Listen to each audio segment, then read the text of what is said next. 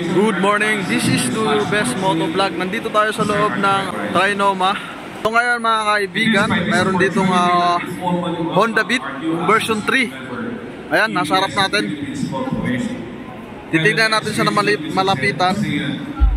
Kung makikita natin mga ka-Best Moto, gano'n yung shape ng kanyang head cover, then yung headlight niya. May pagkakahawig sa PCX or kahawig siya ng Honda Click nung unang version 125. So may kickstart, medyo kahawig yung kanyang head cover, no?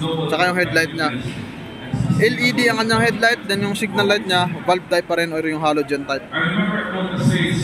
Then yung shape niya, mga kaibigan, mga ka-Best Moto, mayroon konting nabago. Ayan, yung mga design na yan, medyo nabago rin. Tapos yung lagayan ng kanyang battery, na dati nandito sa gilid, ngayon nasa gitna na siya nilagay. Kahawig na siya ng Honda Click 160. Nandito na ang lagayan ng battery sa gitna.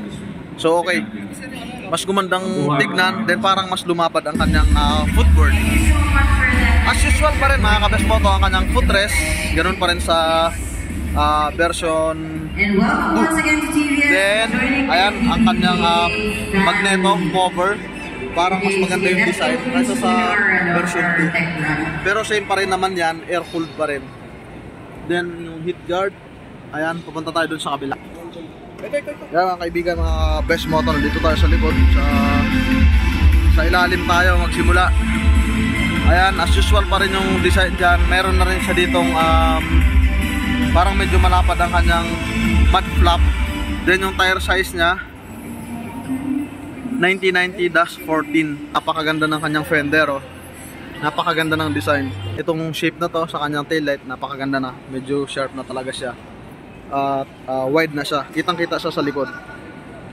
Then dito tayo sa panggilid, airbox niya. Malaki na rin yung pinagbago niya. Dati naka-triangle siya, ngayon may kanto na siya.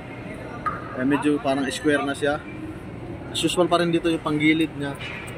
Ayan, ganun pa rin yung shape. Then may kickstart pa rin para advantage yan kapag mahina na yung battery nyo. Kickstart nyo lang siya, mag-a-under ulit yan. Then nandito pa rin ang kanyang speedometer cable sa likod. Then naiba na rin ang design ng kanyang mags. Medyo parang brown ang kulay. Then ito ang kanyang mags. Ganda. Napakaganda ng bago ngayong Honda Beat. Ganda rin ang kanyang shock sa likod. Ganda ng design. Plastic. Ito sa ibabaw. Na cover. Then, ayan ang kanyang loob. Kung mapapansin natin dito mga kaibigan, wala na siyang mga wire na nakalabas dito. Yung nakausli dito na wire. Wala na, hindi katulad sa version 2 na mayroon pang wire dyan. Ngayon parang mas pumugi isang tignan, no? Malinis na siya. Malinis ng design niya. Yung lapad niya dito sa kanyang seat, halos parehas lang naman, no? Medyo makitid pa rin. Tapos yung kapal ng foam niya, ganun pa rin sa version 2. Ayan. Grab bar niya, maganda. Parang nakamat siya. Tapos, ayan. Nabago na rin ang kanyang panel board, no? Medyo nag-iba ng design ng kanyang panel board. Tapos naging parang blue yan dyan. Combination pa rin siya ng digital dito. Tapos ito, na dagdag rin tong ano na to. Diyan ibang information niya kagaya ng high beam indicator. 110 na talaga. Okay, ang galing, no? Tapos ito yung mga binago. So ayun mga ka-Best Moto, mga kaibigan. So yung unang version ay version 2 ng Honda Beat, computation niya 108cc lang siya.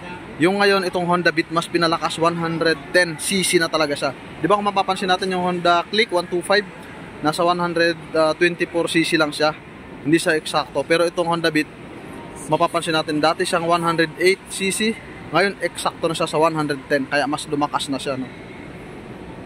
Kung kayo, yan, mga Grab rider natin, mga lalamove, mga delivery, araw-araw na pang trabaho, service at school, napakaganda nito kasi meron rin siyang charging port. Yan, pinaka-advanced. Nakarating na rin yung ating pinapangarap na Honda Beat magkaroon ng charging port kagaya sa Honda Click. Ayun, meron na siya. So ang gagawin na lang natin, isasaksak natin ang bibili tayo ng socket, no. Yung bilog na socket, bibili tayo. Hindi siya kagaya sa Honda Click na ready na siya sa cord natin na naka USB type. So ito, meron pa siyang bibili kayo ng adapter para isaksak nyo dyan, then tsaka nyo pala isasaksak yung wire nyo. Then pwede nyo ilagay dito sa kaliwa inyong cellphone, no, habang nagcha-charge kayo dyan, or dito isabit nyo, maglagay kayo ng parang bag na maliit, ilagay nyo dyan yung cellphone nyo habang nagcha-charge dyan. Mas delikado kasi mga kaibigan, nalilimutan natin kapag nakalagay lang sa belt bag, then nakasaksak yung cellphone natin dito, bumababa tayong biglaan, nababatak yung wire, napuputol, minsan nahahatak cellphone natin, bumabagsak, masisira lang, no? Mas safe natin gawin, lagay na lang natin dito yung cellphone habang naka-charge dito, or maglagay tayo dito ng maliit na bag. I-press mo lang to, open, close. Ayan, yun ang maganda dyan kasi may sarado na, no? Kahit umulan, safe siya. Then mga kaibigan, mga ka-best moto, meron din siyang parang sa Honda Click na yung kanyang assembly ng pagbubukas ng kanyang upuan, no? Meron na siya ditong button para pindutin nyo lang, magbubukas na ang kanyang seat. Moto, makita natin ang ganda ng design, no? 4.2 liters na capacity ng tangke ng Honda Beat. Kaya napakaganda na pang long ride, malayo na mararating nito. Ito yung purpose naman nito, pagka nagpagas ka, umapaw dyan, natapon yung gas, dito lang dadaan diretso sa ilalim.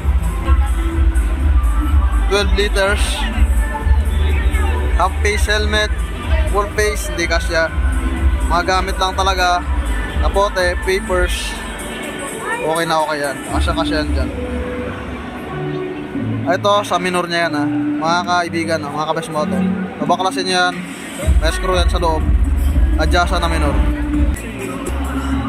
Good news mga ka-best moto, isa pa sa nadagdag pala dito kay Honda Beat, version 3 na, 4.2 liters na ang kanyang tangke. Napakalayo na mararating nyo mga kaibigan, mga ka-best moto. Unlike nung version 2 na 3.7 lang, no? Ito 4.2 mga kaibigan, napakalayo na mararating nyo.